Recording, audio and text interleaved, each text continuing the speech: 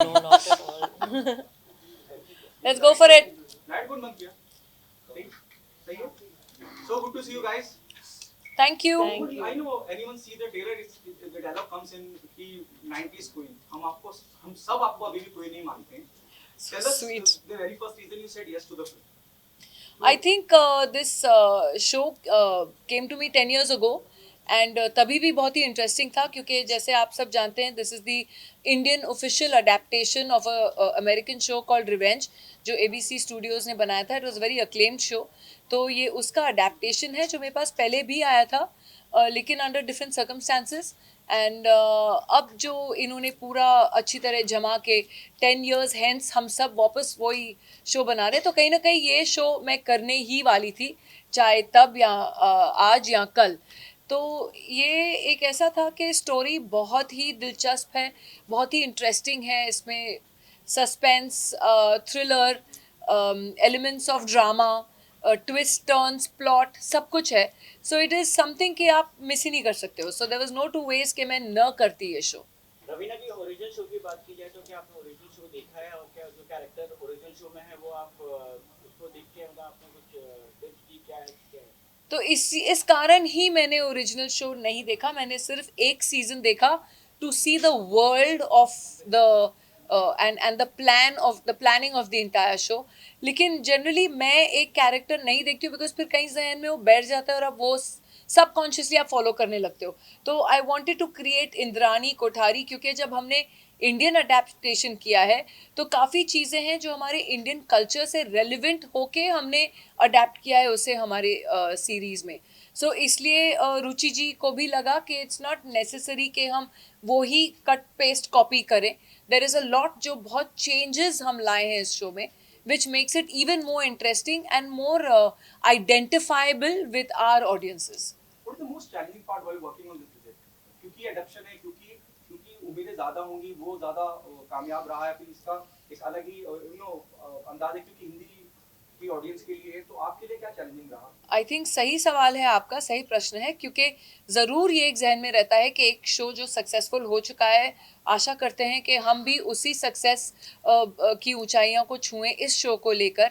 मेहनत तो सभी करते हैं और कामयाबी तो सभी चाहते हैं लेकिन अल्टीमेटली ऑडियंस इज किंग और ऑडियंस के ऊपर निर्भर है कि उनको शो पसंद आता है नहीं आता है. अब तक के जो रिएक्शंस हैं ट्रेलर्स को लेके वो बहुत ही पॉजिटिव हैं, बहुत ही अच्छे हैं. एक लोगों में एक एक्साइटमेंट है कि ऐसा एक शो आ रहा है थोड़ा अलग किस्म का. तो कहीं ना कहीं हम सब प्रार्थना ही कर सकते हैं और होप कर सकते हैं कि हमारी सबकी मेहनत रंग लाए.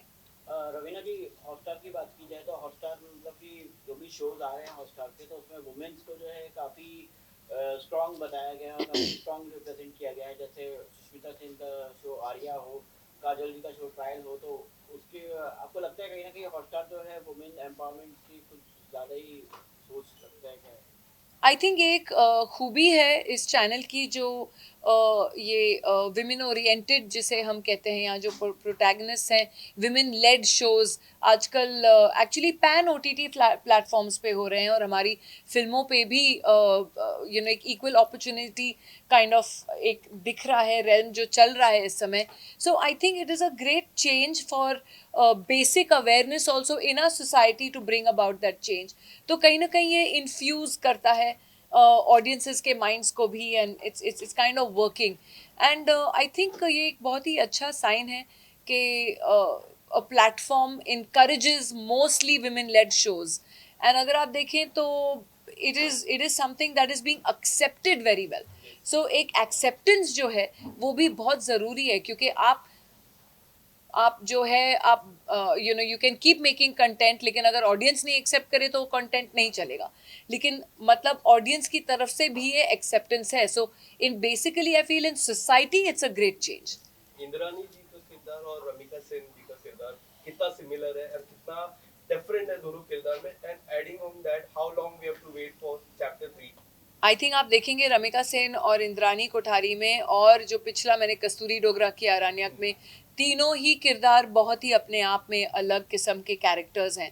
एंड कहीं ना कहीं हमको as what I am as a person भुला के उस कैरेक्टर के शूज़ में घुसना बहुत ज़रूरी हो जाता है. एंड वो ही कोशिश करते हैं चाहे मैं हूँ चाहे वरुण हो या नम्रता हो, सब एक्टर्स यही कोशिश करते हैं, कोशिश जारी है, बाकी लोगों को पसंद आए तो बहुत ही अच्छा होगा। नम्रता, आपसे पूछना चाहूंगा कैसा एक्सपीरियंस रहा इतनी दिग्गज कलाकार के साथ काम करने के लिए?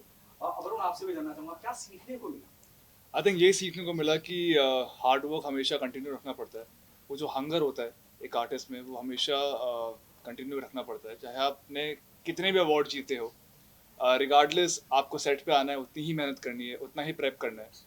And I think Raveena ma'am से मैंने यही चीज़ सीखी है।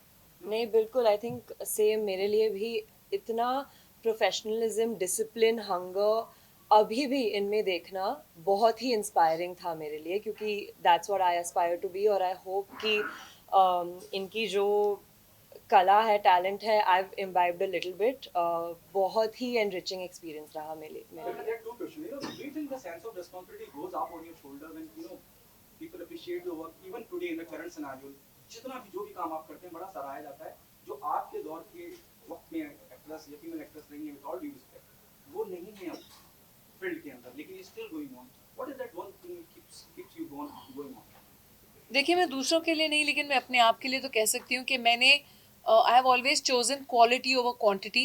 एंड कहीं ना कहीं आई थिंक अगर आप टैलेंटेड हो, हार्ड वर्किंग हो एंड सिंसियर और एक ऑनेस्टी हो अपने काम के साथ, तो आपसे कोई आपका काम नहीं छीन के लेके जा सकता है। तो may be the choice of roles, and I have been lucky also, थोड़ा बहुत लक की भी बहुत ज़रूरत होती है, क्योंकि बहुत बार होता है हम बहुत मेहनत करते हैं और कभी कभी कुछ चीज़ नहीं चलती है, तो ऐसे एक ठेस सी पहुंच जाती है दिल में।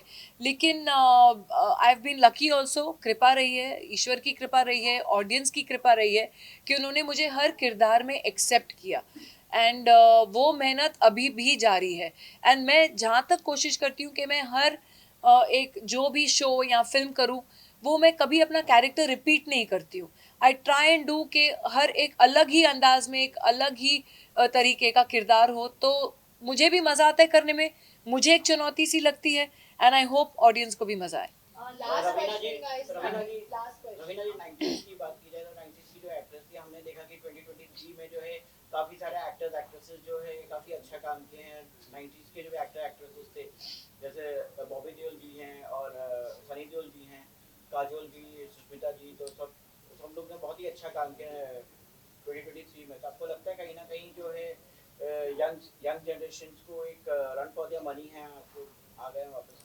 हमारी इंडस्ट्री ऐसी है कि हम सब के लिए जगह है।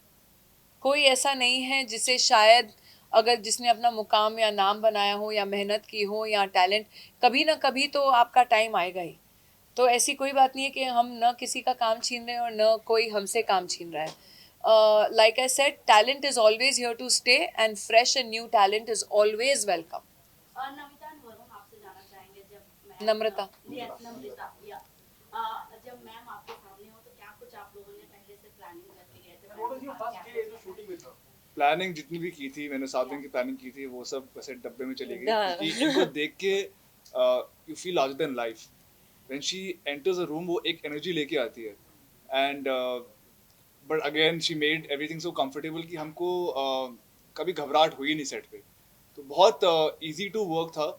After I met her, obviously before मैं काफ़ी डरा हुआ था कि पता नहीं मैं कैसे बात कर पाऊंगा, मैं अपना रोल सही से निभा पाऊंगा नहीं निभा पाऊंगा, but she made things so easy कि मेरे लिए ये शो करना आसान हो गया।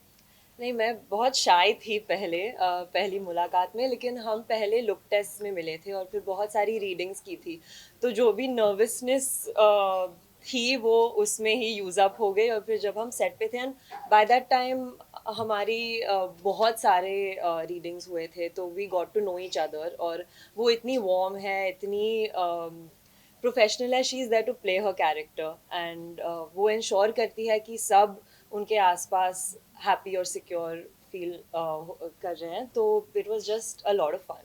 नम्रता जी, लास्ट क्वेश्चन।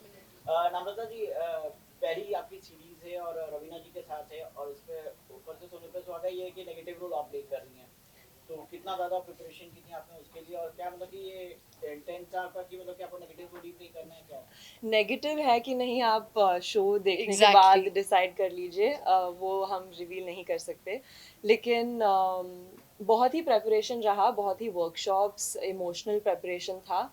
और जब आप शो देखेंगे आपको पता चलेगा कि कर्मा क्या करने आई है, तो नेगेटिव या पॉजिटिव आप डिसाइड कर लेंगे। आप लोग सब डिसाइड करेंगे। 26 जनवरी को याद रखिए हमारा शो कर्मा कॉलिंग आ रहा है, प्लीज आप लोग भी देखिए, और अगली बार मिलेंगे तो आप लोगों का भी फीडबैक बहुत जरूरी है, ठीक है? Please enjoy. 26 thank you ji, January. Thank you, Thank you. Thank you all of you, thank you. ये आपको माइक से वो जिसका जो माइक है